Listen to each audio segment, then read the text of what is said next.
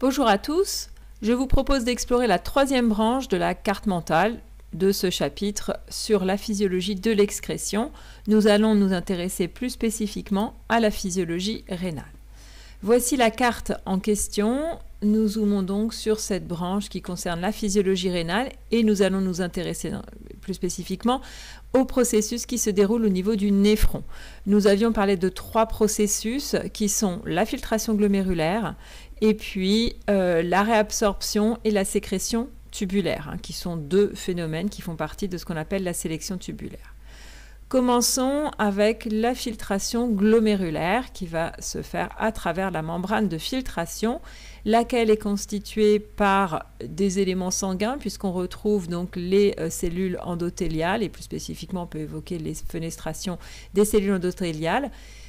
Participe à cette membrane la membrane basale du capillaire et puis on retrouve ces petits espaces qui existent entre les pédicelles des podocytes qui constituent donc la fente de filtration.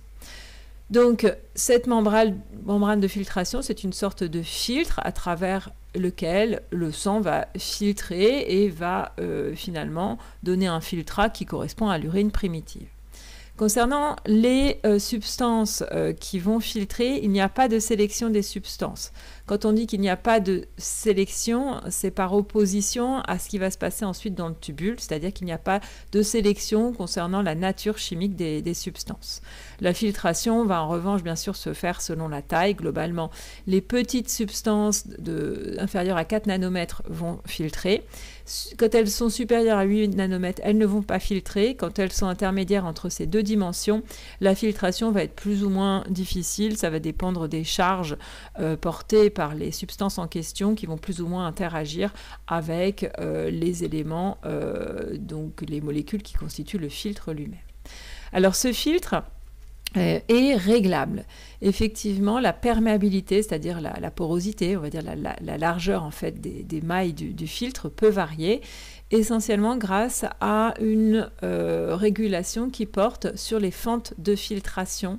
Nous avons dit que les fentes de filtration sont constituées par les pédicelles des podocytes et nous avions dit que les podocytes justement présentent une contractibilité qui va pouvoir être régulée. D'autre part, la surface du filtre, son étendue, va aussi pouvoir être régulée. Elle va l'être par des cellules qui sont les cellules mésangiales. Alors, concernant le principe de la filtration, déjà le phénomène de filtration va être à l'origine d'un certain débit de filtration qu'on appelle le débit de filtration glomérulaire, lequel va dépendre de deux paramètres, la PNF, la pression nette de filtration, et le KF, coefficient de filtration.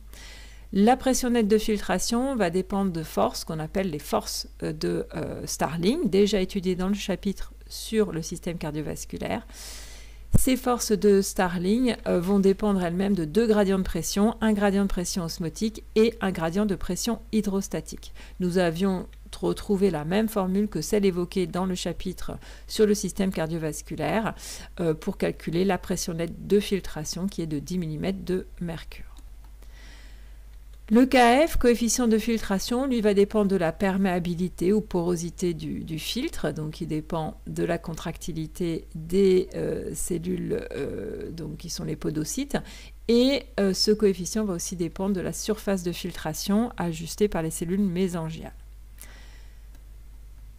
Nous pouvons évoquer la quantité de filtrat qui va être produit chaque minute dans les corpuscules des deux reins. Et nous pouvons l'évoquer donc en millilitres par minute, 125 millilitres par minute chez l'homme, 105 millilitres par minute chez la femme, ce qui correspond à une production donc, de filtrat de 180 litres par jour chez l'homme contre 150 litres par jour chez la femme. Cette quantité de filtrat produit doit être stable. Si elle ne l'est pas, il y a des risques de perte de substance, si effectivement cette valeur augmente, si le DFG augmente, et risque de ne pas évacuer suffisamment de substance, donc risque de conserver des déchets si le DFG diminue.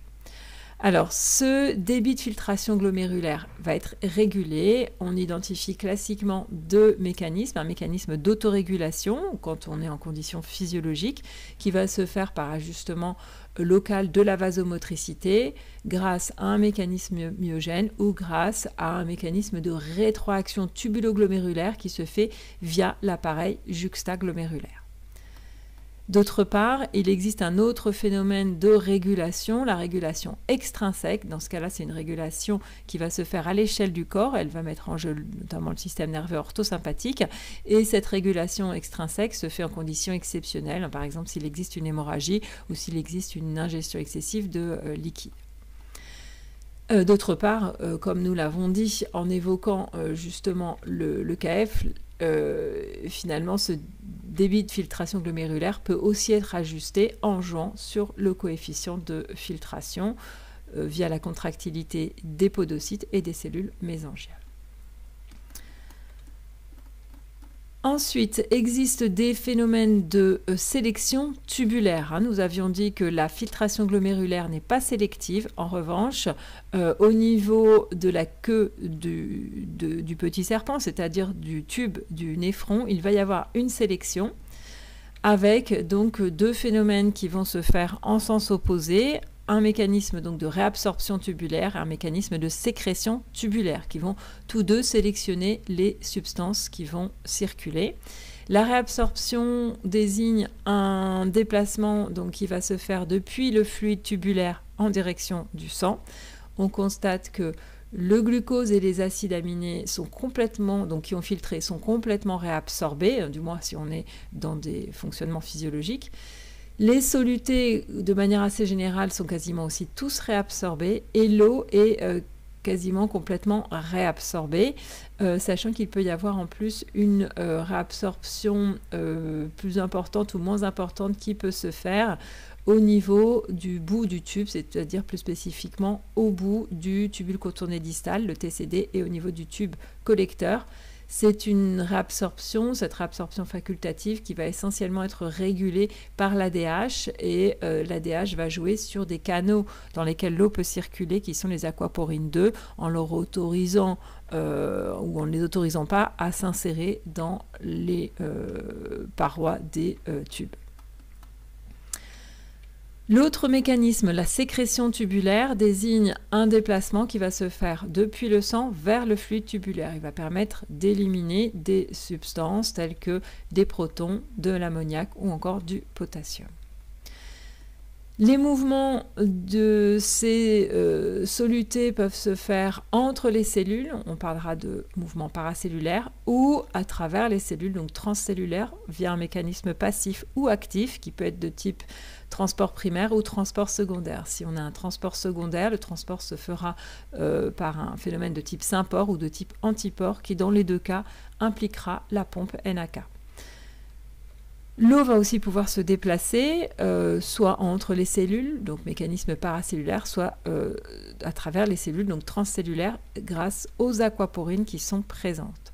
Le transport de l'eau, c'est toujours un transport passif qui se fait donc par un mécanisme d'osmose. Ça veut dire que pour jouer aussi sur cette réabsorption de l'eau, si on veut jouer sur l'osmose, il faut jouer sur les concentrations de solutés qui vont avoir un impact sur la pression osmotique. La sélection tubulaire est régulée, elle est régulée par plusieurs dispositifs. On peut évoquer dans un premier temps le système rénine-angiotensine-aldostérone. La stimulation à l'origine de la mise en jeu de ce système, donc rénine-angiotensine-aldostérone, peut être une diminution de la pression artérielle, une diminution du volume sanguin ou une stimulation du système nerveux autonome orthosympathique. Ce système est initié par la production de rénine, donc par les reins, comme son nom l'indique. La rénine va, on l'avait déjà dit dans le chapitre sur le système cardiovasculaire, la rénine va agir sur l'angiotensinogène présent dans le sang et le transformer en angiotensine 1. Comme une enzyme, l'AS, donc l'enzyme de conversion de l'angiotensine est présente dans le sang, et bien l'angiotensine 1, quand elle est produite, va être transformée par l'AS en angiotensine 2. L'angiotensine 2 va agir sur le tubule contourné proximal, donc le TCP, et à ce niveau-là, l'angiotensine 2 va augmenter la réabsorption de sodium et d'eau. Dans le même temps, l'angiotensine 2 agit sur les surrénales et là, elle va stimuler la libération d'aldostérone. L'aldostérone elle-même va agir sur le TCD, le tubule contourné distal, et va agir sur la réabsorption de sodium et d'eau qui va être augmentée.